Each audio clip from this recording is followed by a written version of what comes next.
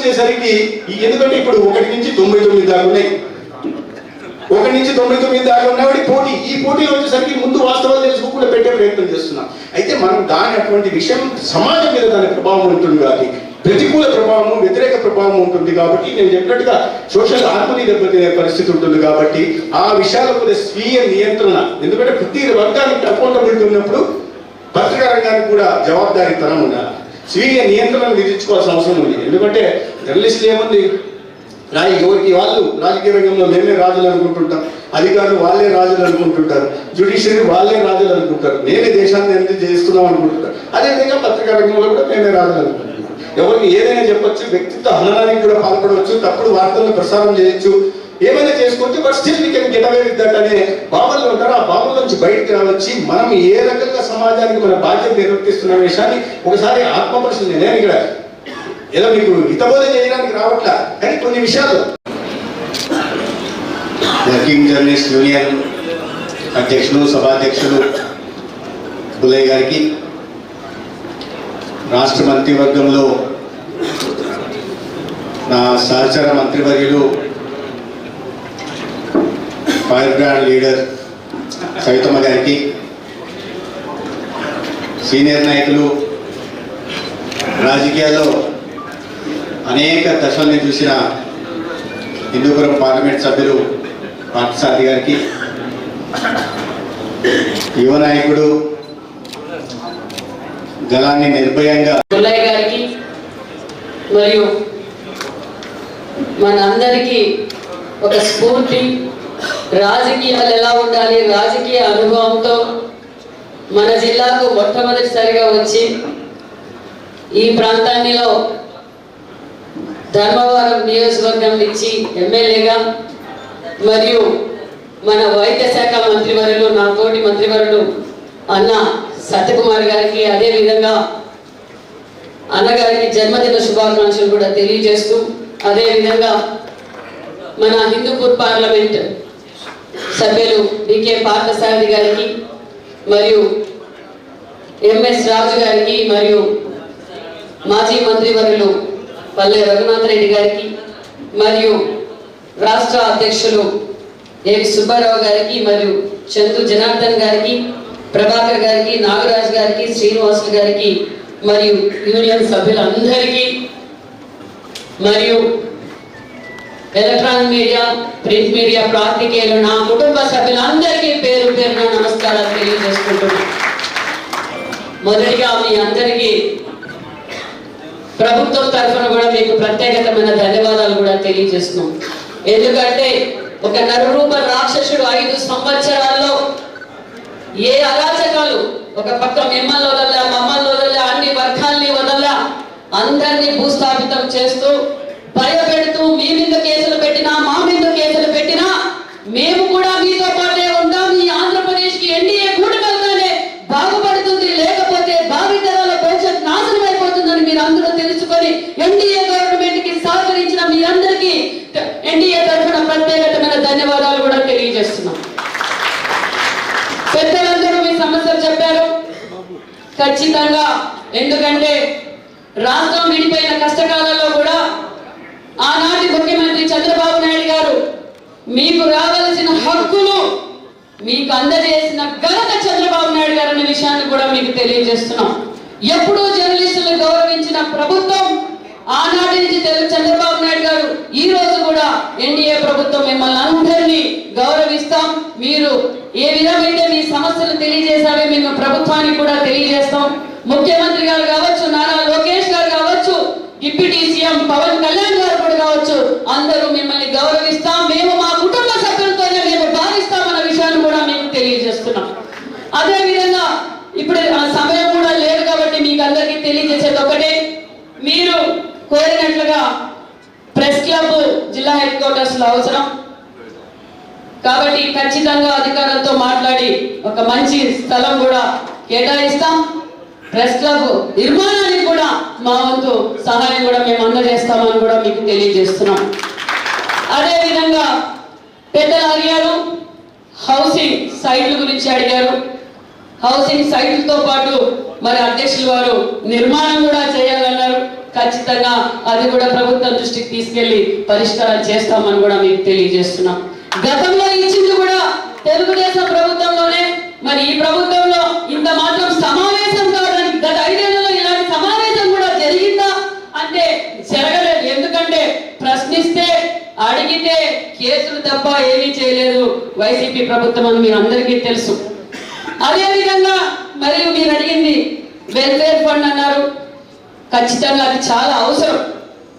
ఎందుకంటే ఇప్పుడు జరుగుతున్న సమస్యలు తెలుసు, జరుగుతున్న యాక్సిడెంట్లు తెలుసు. ఈ వెల్ఫేర్ ఫండ్ అనేది ఉంటే చాలా ఉపయోగం.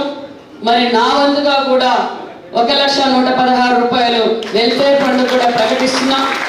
అదేవిధంగా మొన్నటి రోజు TV5 ఒక యువకుడు హార్ట్ అటాక్ తో చనిపోయినాడు, రాజేష్ శేఖర్. ఆ రోజు కూడా నేను లేను. ఆ కుటుంబానికి కూడా 1,00,000 రూపాయలు కూడా నేను ఆ కుటుంబ సహాయార్థం కూడా అందజేస్తానని కూడా మీకు తెలియజేస్తున్నా. అదే విధంగా మీరు ఇన్సూరెన్స్ అన్నారు. ఇన్సూరెన్స్ గురించి అన్న సత్యకుమార్ గారు కూడా ఎక్స్ప్లెయిన్ చేస్తారు. అదే విధంగా మరి మా నియోజకవర్గంలో ఉన్న మా పత్రికా సోదరులు మొన్నటి రోజు వచ్చి అడిగారు, అక్క కట్టాలి అంటే ఆల్రెడీ కట్టేశాం. అది అంతేకాకుండా మరి కేసుల విషయం అడిగారు. కేసులు రాష్ట్ర వ్యాప్తంగా ఏం అభివృద్ధి జరిగింది 5 సంవత్సరాల్లో అంటే పోలీస్ స్టేషన్లో భారతదేశంలో ఎక్కడా లేని కేసులు, అక్రమ కేసులు పెట్టింది ఈ వైసీపీ ప్రభుత్వం. ఖచ్చితంగా మా కేసులు, మీ కేసులు, ప్రజల కేసులు, కార్యకర్తల కేసులు అన్ని ఒక్కొక్కటిగా పరిష్కారం చేస్తామని కూడా మీకు తెలియజేస్తున్నాం అనే విషయాన్ని కూడా మీకు తెలియజేస్తున్నాం. ఇంకా ఇప్పుడు ఇప్పటి వరకు మీరు బాగా సహకరించారు. ఈ రోజు నేను ఈ స్థాయిలో ఉన్నానన్నా దానికి మీరు కూడా కారణం అనే విషయాన్ని కూడా తెలియజేస్తున్నాం. ఎందుకంటే ఎన్నోసార్లు ప్రతిపక్షంలో మేము పోరాడుతున్నప్పుడు అక్క ఇట్లా కాదు ఇట్లా అని సూచనలు కూడా ఇచ్చారు. అధికారంలోకి వచ్చాక అక్క నువ్వు first time MLA, first time మంత్రి అయ్యో, ఇలా కాదు ఇలా పోవాలని కూడా నా కుటుంబ సభ్యులు ఎలా సలహా ఇస్తారో అలా మీరు కూడా నాకు సలహా ఇచ్చారు. చాలా సంతోషం. ఎన్డీఏ ప్రభుత్వం ఎప్పుడు మీకు సహకరిస్తూనే ఉంటుందన్న విషయాన్ని కూడా మీకు తెలియజేస్తున్నాం. అంతేకాకుండా మరి ఇంకా ఎలాగో మనం సంపూర్ణమైన మెజార్టీ తెచ్చాం. మీరు ఆహార నిశులు ఒక పక్క కరోనా కావచ్చు, వరదలు వచ్చు, కరువు కావచ్చు, ప్రజా సమస్యలు కావచ్చు, ఎప్పటికప్పుడు మాకు కావచ్చు, ప్రభుత్వానికి కావచ్చు, వారల్లా సైనికుల్లా ఎక్కడైతే అక్కడ సైనికులు ఎలా యుద్ధంలో పోరాటం చేస్తారో ఇక్కడ కూడా మీరు అలా విధంగా పోరాటం చేశారు. కరోనా సమయంలో ఎవరు బయటికి రాకపోయినా మీరు చాలా చోట్ల వచ్చి ఇక్కడ ఇలా జరుగుతోంది, ఇక్కడ మెడికల్ ఇలా ఇబ్బంది పడుతున్నారనే విషయాన్ని ఎప్పటికప్పుడు సోషల్ మీడియాలో పెట్టి చాలా అలర్ట్ చేశారు. అలా మీరు ఎప్పుడు నిరంతరం ప్రజల కోసం కష్టపడ్డాం, మేము అలాగే కష్టపడుతున్నాం. కాబట్టి మన ఇద్దరం ఒకటవుతే ఇంకా గ్రౌండ్ స్థాయిలో ఉన్న సమస్యలు కూడా పరిష్కారం చేయవచ్చు అనే విషయాన్ని కూడా మీకు తెలియజేస్తూ ఎన్డీఏ ప్రభుత్వం ఎప్పుడు మీకు అండగా ఉంటుందని కూడా తెలియజేస్తూ మరి నాకు ఈ అవకాశం ఇచ్చిన మిత్రులందరికీ మరొకసారి ధన్యవాదాలు కూడా తెలియజేసుకుంటూ జై హింద్, జై Telugu Desam. Thank you very much. Conference ఉంటే అమెరికాకి వెళ్ళాను. దాన్ని నేను అమెరికాలో దిగిన తర్వాత వర్షాలు పడడం మొదలుపెట్టి వరదలు వచ్చాయి.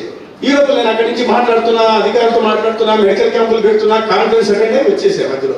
ఈ లోపల నేను ఫ్లైట్ లో ఉండగానే విహారయాత్రకు పోయిన ఆరోగ్య శాఖ మంత్రి ఇప్పుడు నేను కాన్ఫరెన్స్ పోతున్నాయా, అక్కడ పోయి అమెరికా వాళ్ళని అడుక్కొని ఆసుపత్రుల నిర్మాణానికి డబ్బులు తేవడానికి పోయా అనుకున్నట్టుగా నేను దాదాపు 100 కోట్ల దాకా గుంటూరు కాలేజీకి కానీ, రాజమండ్రి కాలేజీకి కానీ, సిద్ధార్థ మెడికల్ కాలేజ్ కానీ నేను కొద్దిగా కమిట్మెంట్ తీసుకొని వచ్చా. అదే విధంగా సూపర్ స్పెషలిస్ట్ డాక్టర్లు ఎవరున్నా నువ్వు ఆంధ్రప్రదేశ్కి వచ్చినప్పుడు సెలవు కోసం వచ్చినప్పుడు ఖచ్చితంగా 4 సర్జరీలు 5 సర్జరీలు ఉచితంగా చేయవయ్యా, మిమ్మల్ని తిరుమల దర్శనం పూర్తి చేస్తా, మా ముఖ్యమంత్రి గారితో ఫోటో తీయిస్తా అని చెప్పి మాట్లాడి వచ్చాను. నేను విహారయాత్ర పోయాను. నేనేమన్నా నా సొంత డబ్బులతో నేను పోయాను. నేను ప్రభుత్వం పరంగా నేను ఒక మంత్రిగా ఉండి ప్రభుత్వ డబ్బుతో పోయే అవకాశం ఉన్నప్పటికీ కూడా నేను పోలే, నా సొంత డబ్బులతో పోయా అమెరికా. ఏది ఒక అధికార సమావేశం కోసం వెళ్ళా. నేనేమన్నా రాష్ట్ర ప్రభుత్వం నుంచి సొంత విమానం వేసుకొని పిల్లలు చూడడానికి పోయినా. ఈ లోపల విహారయాత్ర పోయినాడు. సరే విహారయాత్ర నుంచి వచ్చిన తర్వాత ఎటువంటి కొన్ని ఈ వరదల సమయంలో ఎంత ఆరోగ్య శాఖ అన్ని మంత్రి శాఖలు ముఖ్యమంత్రి గారి నాయకత్వంలో పనిచేశాయి. అందరు మంత్రులు నీళ్ళలో పనిచేశారు. బాధ్యత అందరూ అధికారులు పనిచేశారు. ఆరోగ్య శాఖ కూడా ప్రధానంగా ఎక్కడ కూడా వ్యాధులు ప్రబలకుండా, జ్వరాలు ఎటువంటి పరిస్థితుల్లో తిరగకుండా అన్ని జాగ్రత్తలు, కొన్ని వేల మంది డాక్టర్లని, ఎంపీహెచ్ఏలని లేదా సిహెచ్ఓలని ఇంద్రదించాం. ప్రైవేట్ హాస్పిటల్ నుంచి మాట్లాడి సూపర్ స్పెషాలిటీ తీసుకెళ్లి ముఖ్యమంత్రి గారి ఆదేశాల మేరకు ఇంటి దగ్గరికి పంపించాం. కొన్ని పత్రికలు రాశారు, దేశ్ ఆరోగ్య శాఖ ఇవి దేశ్, అటువంటిది ఏదైనా తప్పు జరిగినప్పుడు తప్పుని ఎత్తి చూపండి, సరిదిద్దుకునే అవకాశం కలిగించండి. అంతేగాని తప్పుని లేని దాన్ని సృష్టించి బండి మార్చి ప్రజలకు వదలకండి, అది తప్పు. అటువంటి తప్పులు జరుగుతుంటాయి, జరిగినప్పుడు బాధేస్తుంది. ప్రధానంగా నడుస్తుంది మెడికల్ కాలేజ్. ఎక్కడ చూసినా నేను దాంట్లో ముట్టుకుంటున్న అవకాశం ఉన్న చూడంతా చెప్తున్నా, బాబు ఇది వాస్తవం అని. ప్రమాదం ఇక్కడ ఏం ముంచుకొచ్చిందంటే, కొన్ని వార్తాపత్రికలు, కొన్ని ఛానళ్ళు జగన్మోహన్ రెడ్డి అనే వ్యక్తి అబద్ధాలే ఆలంబనగా ఉంటాడు కాబట్టి, ఆయన మాట్లాడేది పచ్చి అబద్ధాలు కాబట్టి ఆయన మాట్లాడుతున్న మాటల్ని వేయాల్సిన అవసరం లేదు. నిజమే, కొన్ని పేపర్లు వాటినే చిత్రీకరించి వండి మార్చి ఇంకొంచెం అసత్యాన్ని కలిపి అవస్థలను కలిపి ప్రజల ముందు పెట్టే ప్రయత్నం చేస్తారు. నేను మధ్యలో మాట్లాడుతూ కాదయ్యా ఇది కాదు వాస్తవం ఇది అని చెప్తుంటే ఏదో చెప్పే అబద్ధాలు కదా, దానికి వివరణ ఇవ్వాల్సిన అవసరం ఉంది, రాయాల్సిన అవసరం ఏముంది. కొన్ని పత్రికలు ఎలాగో నేను చెప్పిన అబద్ధాలను నువ్వు ఖండిస్తున్నావు కాబట్టి, ప్రభుత్వం తరపున మాట్లాడుతున్నావు కాబట్టి మేము ఎలాగో వేయం, నువ్వు నిజాలు చెప్తున్నావు అని కొన్ని పత్రికలు. ఈ క్రమంలో ఏమవుతుందంటే ప్రజల్లో కన్ఫ్యూజన్ క్రియేట్ అవుతుంది, విద్యార్థుల్లో కన్ఫ్యూజన్ క్రియేట్ అవుతుంది. ఏదో మెడికల్ కాలేజీలు అంతా పోతున్నాయి. వాస్తవం ఏంటి? పేపర్లు చూస్తే ఇదే. సరే, ఎందుకు ఇవి దీని మీద పెట్టుకున్నారంటే వేరే విషయం. ఇవాళ విమర్శలు వస్తున్నాయి, ఒక్కొక్క బయటకు వస్తున్నాయి, దేనిలో ఏం చేశారు బయటకు వస్తున్నాయి. మా మంత్రిత్వ శాఖలో కూడా దగ్గర 60,000 కోట్ల అప్పు ఉంది, అది బయటకు వస్తుంది. ప్రజల మీద 10 లక్షల కోట్ల అప్పు ఉంది, అది బయటకు వస్తున్నాయి. అనేక దీంట్లో అవినీతికి పాల్పడారు, అవి బయటకు వస్తున్నాయి. ఒక్కొక్కరుగా జైల్లోకి పోతున్నారు. జైల్లోకి పోతుంటే జైల్లో వాళ్ళని పరామర్శ చేయడానికి ప్రతిపక్ష నాయకుడు పోతున్నాడు, అంటే అభ్యంతరం లేదు. కానీ ఆ పోయే క్రమంలో వీటి నుంచి దృష్టి మరల్చడానికి కొత్త విషయాన్ని తీసుకొచ్చి ప్రభుత్వం మీద బురద జల్లే ప్రయత్నం చేస్తున్నారు. ఆ క్రమంలో ముఖ్యమంత్రి గారి మీద ప్రతిరోజు నేను అది చేయబోయా, ఇది చేయబోయా, మెడికల్ కాలేజీలన్నీ నేను ఏదో చేసేసాను. నేను మన ఉత్తరం రాశాను, బాబు ఇది విషయం, ఈ క్రమం ఇది జరిగింది, దానికి సమాధానం చెప్పబోయా చెప్పట్లా. అది చెప్పకుండా మెడికల్ కాలేజీలన్నీ ఏమైంది, వాస్తవం ఏంది మీ అందరికీ తెలుసు. కేంద్ర ప్రభుత్వం 17 కాలేజీలు, 5 కాలేజీలు ఫస్ట్ ఫేజ్లో వచ్చాయి, 5 కాలేజీలు సెకండ్ ఫేజ్లో రావాల్సింది. ఆ 5 కాలేజీలు సెకండ్ ఫేజ్లో రావాల్సిన కాలేజీలు నిర్మాణం జరుగుతూ ఉంది, పనులు జరుగుతున్నాయి, వేరే విషయం. ఈ ప్రభుత్వం జూన్ నెలలో అధికారంలోకి వచ్చింది. జూలై 24వ తేదీ నేషనల్ మెడికల్ కౌన్సిల్ వచ్చి ఇన్స్పెక్షన్కి వచ్చి ఈ సెకండ్ ఫేజ్లో ఉంటున్న కాలేజీలు ఏవైతే ఉన్నాయో, పులివెందల, ఆదోని, మార్కాపురం, మదనపల్లి, పాడేరు, ఈ 5 కాలేజీలని ఇన్స్పెక్షన్ చేసి జూలై 24వ తేదీ అయ్యా ఇక్కడ మౌలిక సదుపాయాల కల్పన లేదు, ప్రతి దాంట్లో డెఫిషియన్సీస్ ఉన్నాయి.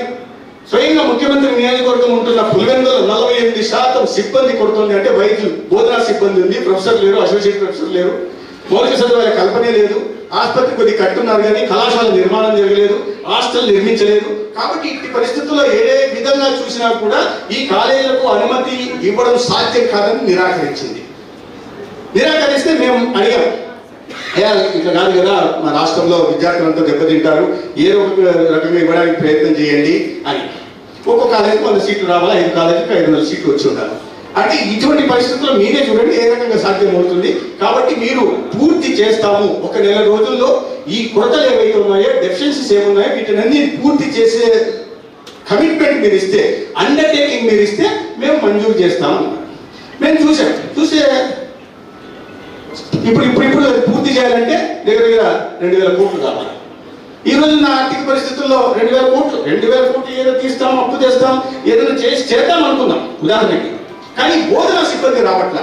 ముందు నియామకాలకు నోటిఫికేషన్ ఇవ్వాలి. అందుకని మొదట మేము ఏం చేశాం, ఎన్ఎంసీ చూపించడం కోసం ముఖ్యమంత్రి గారిని అడిగి క్యాబినెట్ లో ప్రవేశపెట్టి 320 పోస్టులకి అనుమతి తీసుకున్నాం. సార్ నోటిఫికేషన్ ఇవ్వాలి సార్, మా ప్రొఫెసర్ అసిస్టెంట్ ప్రొఫెసర్లు వస్తే అవకాశం ఉంటుంది, దీన్ని చూపించి తీసుకుంటామని. ఆయన ఎన్ఎంసీ సంతృప్తి చెందిన ఒక్క పాడేరు మాత్రం మేము చెప్పాను, బాబు ఒకటి గిరిజన ప్రాంతం ప్రజలు ఉంటారు కాబట్టి దానికి ఏదో ఒకటి చేసి మేము కింద మీద పడి దాన్ని పూర్తి చేస్తాం. మిగతా కాలేజీల పరిస్థితి ఇది పూర్తి చేయలేని పరిస్థితి. వాస్తవం దాంట్లో ఏమన్నా ఇబ్బంది ఉందా, ఎవరికైనా అభ్యంతరం ఉందా?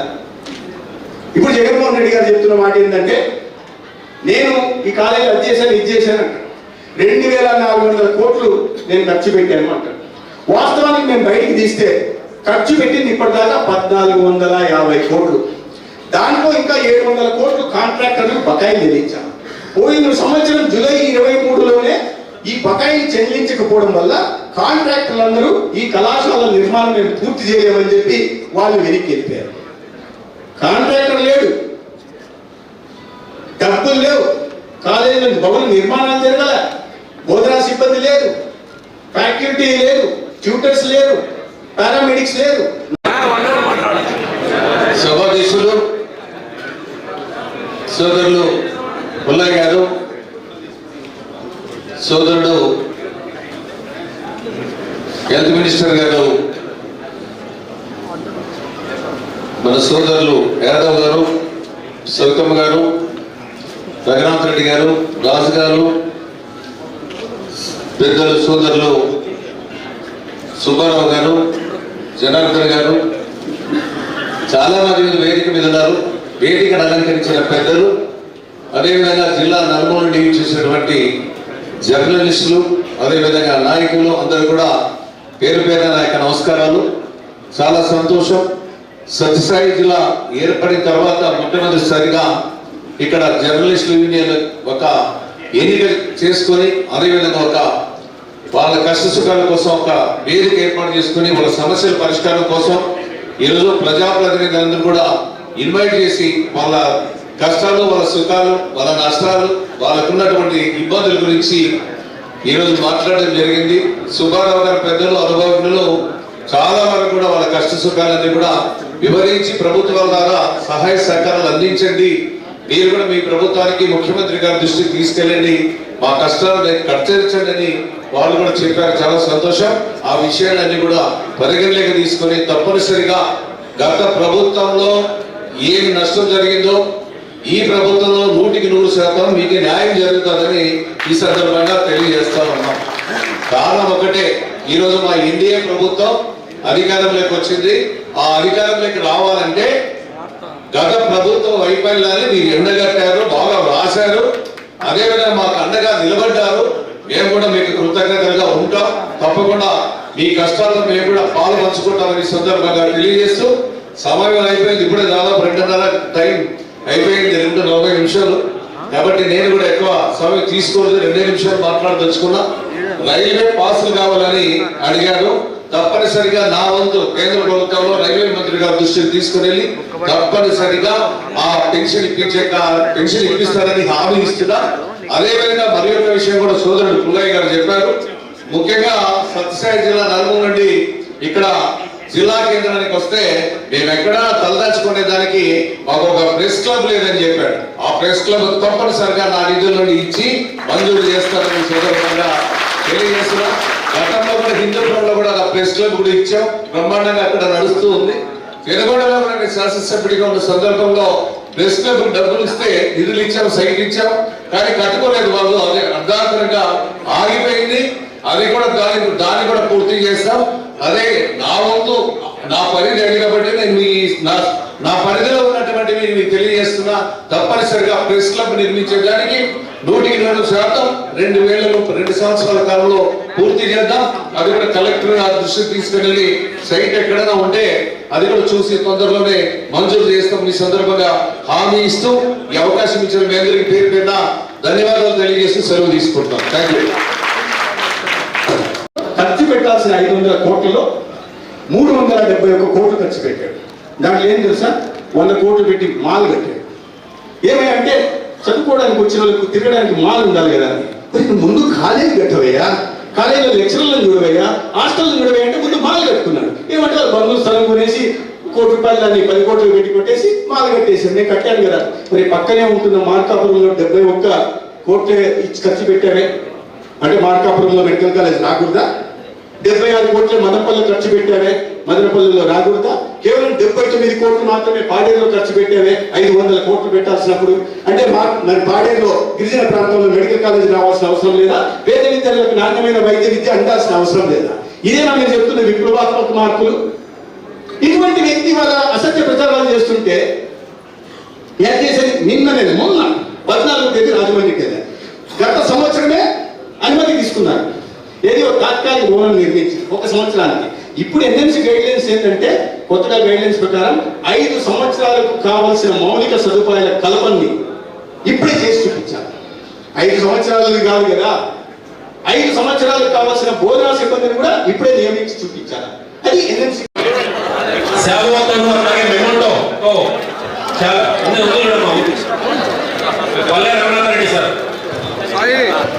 ధన్యవాదాలు చెప్తూ సెలవు.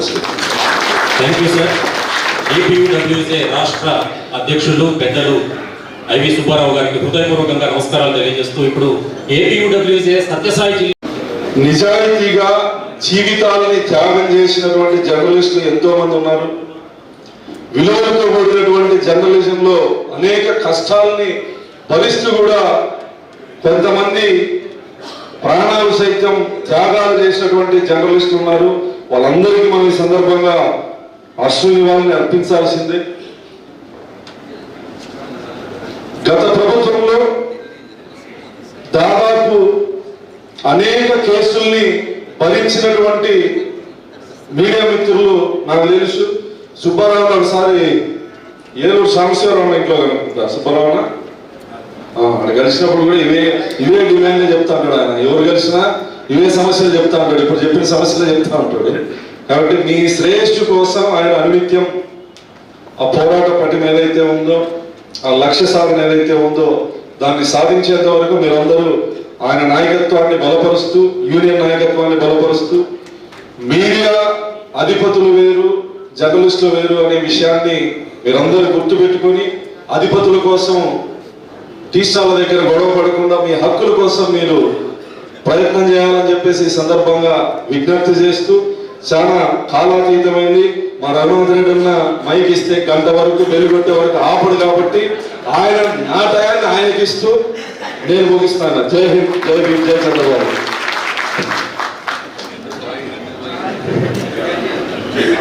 మన మనస్ర ఎమ్మెల్యే గారు మన సంక్షేమం కోసం వారి వంతుగా ఎలాంటి పాత్ర పోషిస్తారో చెప్పి మనల్ని అందరినీ కూడా ఉత్తేజపరిచినందుకు ప్రత్యేక ధన్యవాదాలు.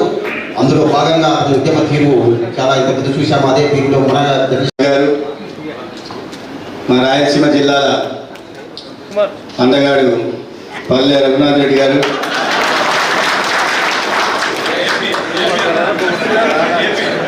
ఏపీ అంటున్నారు సోదరుడు. దీనికి తీర్మానం ప్రవేశపెడుతున్నాం, మీరందరూ ఒప్పుకుంటున్నారా? తీర్మానం ఆమోదించబడింది.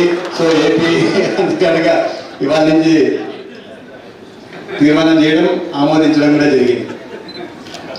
అదేవిధంగా ఆంధ్రప్రదేశ్ వర్కింగ్ జర్నలిస్ట్ యూనియన్ అధ్యక్షులు పెద్దల ఐవి సుబ్బారావు గారు, ప్రధాన కార్యదర్శి చంద్ర జనార్దన్ గారు, ఎలక్ట్రానిక్ మీడియా అధ్యక్షులు శివ గారు, ప్రవీణ్ గారు, బాబు గారు, కళాశాలలో పాలిటెక్నిక్లో నాకు సీనియర్గా ఉంటూ అప్పట్లో ఆయన ఏఎస్ఎఫ్లో ఉంటూ పాటలు పాడేవాడు. కాలేజీ కుర్రవాడ కులాస గట్టివాడ విలాసాల పాట మొదలు ఉద్యమాల పాట.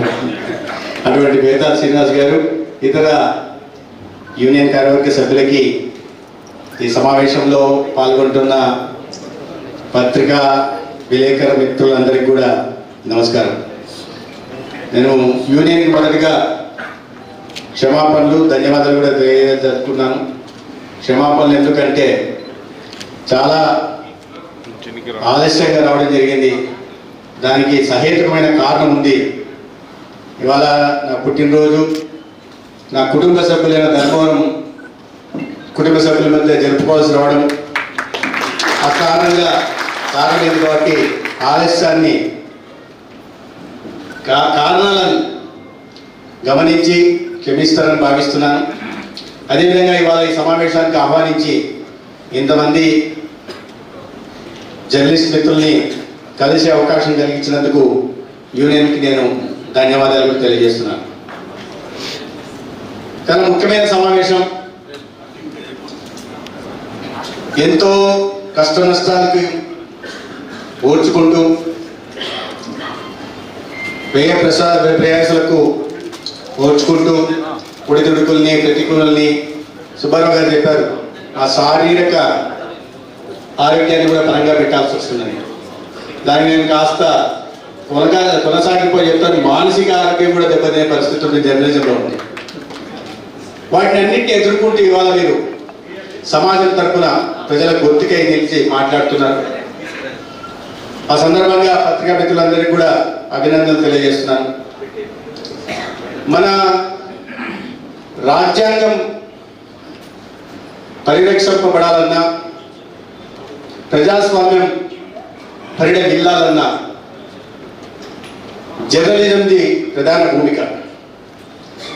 ఎందుకంటే స్వాతంత్రానంతరం మనం ప్రజాస్వామ్యాన్ని, డెమోక్రసీని అనుకున్నాం. డెమోక్రసీలో 3 ప్రధాన విభాగాలు, వర్టికల్స్ ఏవైతే ఉన్నాయో, లెజిస్లేచర్ చట్టాలను చేస్తే, ఎగ్జిక్యూటివ్ వాటిని అమలు చేసే పని చేస్తుంటే, ఈ చట్టాల నుండి ప్రజలకి, జాతికి న్యాయ రక్షణ కల్పించే ప్రయత్నం కోర్టులు చేస్తుంటాయి. అయితే ఈ చట్టాలు చేసే క్రమంలో, చట్టాలని అమలు చేసే క్రమంలో, లేదా చట్టాలకి ప్రజలకు న్యాయ రక్షణ కల్పించే క్రమంలో ఎదురయ్యే వాటిని ఎండగట్టి ప్రజల ముందు పెట్టి ప్రజల పక్షాన పోరాడే బాధ్యత జర్నలిజం. అందుకనే 4th ఎస్టేట్ అంటారు, 4th పిల్లర్ ఆఫ్ డెమోక్రసీ అంటారు జర్నలిస్ట్. అంత ప్రధాన భూమిక.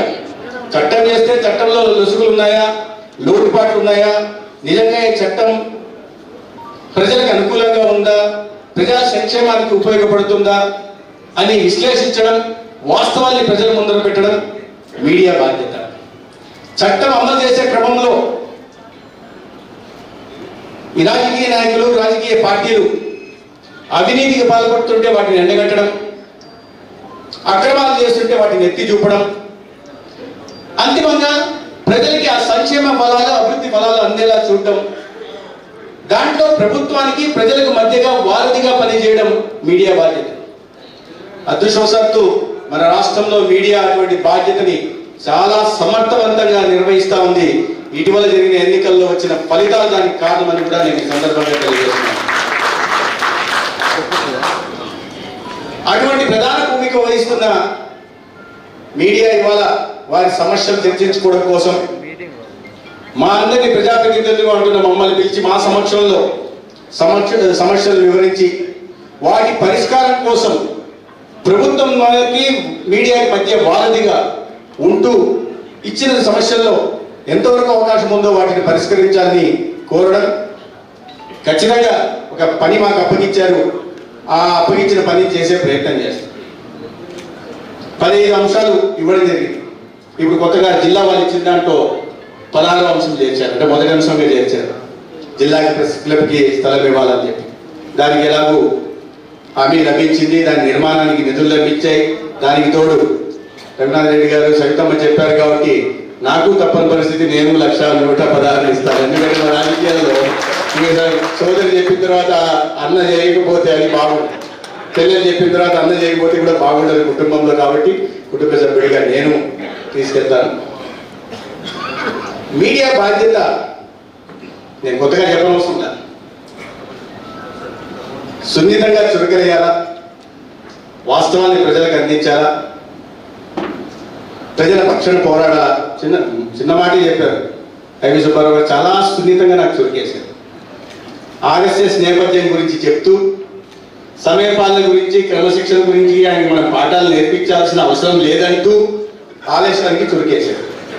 అంటే నా నేపథ్యాన్ని చెప్పారు. మామూలుగా ఇతర రాజకీయ నాయకులు ఎప్పుడూ ఆలస్యంగా పోతుంటారు ఎక్కడ పోయినా, కానీ నా నేపథ్యాన్ని నాకు గుర్తు చేస్తూ నన్ను కొంత ఆత్మనిర్భరతా భావానికి గురి చేశారు. అవును కదా, నేను తప్పు చేశాను, అప్పటిదాకా నాకు మనసులో తప్పు చేశాను, లేట్ అవుతుందని. కానీ నేను జస్టిఫై చేసుకున్నా, నాకు కారణం ఉంది కదా, ఈరోజు నా పుట్టినరోజు కదా, నియోజకవర్గంలో ఉన్నాను కదా అని. కానీ దాన్ని కూడా వదలకుండా వాస్తవాన్ని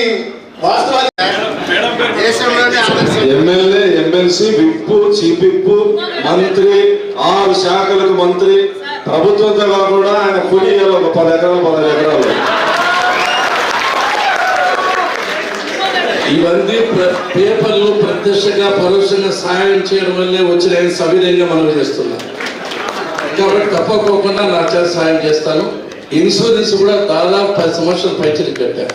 గవర్నమెంట్ పోయిన తర్వాత మన పాత కేసు ఎందుకో భయపడి రాలేదు, కానీ వచ్చేటప్పుడు కూడా కట్టామని, ఇప్పుడు మళ్ళా ప్రమాద బీమా కడుతుందని కట్టారని చెప్పే సందర్భంగా మేము గుర్తు చేస్తూ, మీరు వేరు మీ వేరుగా భావించడం లేదు. తప్పకుండా ఏ సహాయమైనా చేస్తామని చెప్పి సందర్భంగా మీకు గుర్తు చేస్తూ చివరిగా 2-3 సలహాలు. ఒకటి, ఈ ప్రజాస్వామ్యంలో మీకున్నంత ప్రాధాన్యత ఎవరికి లేదు.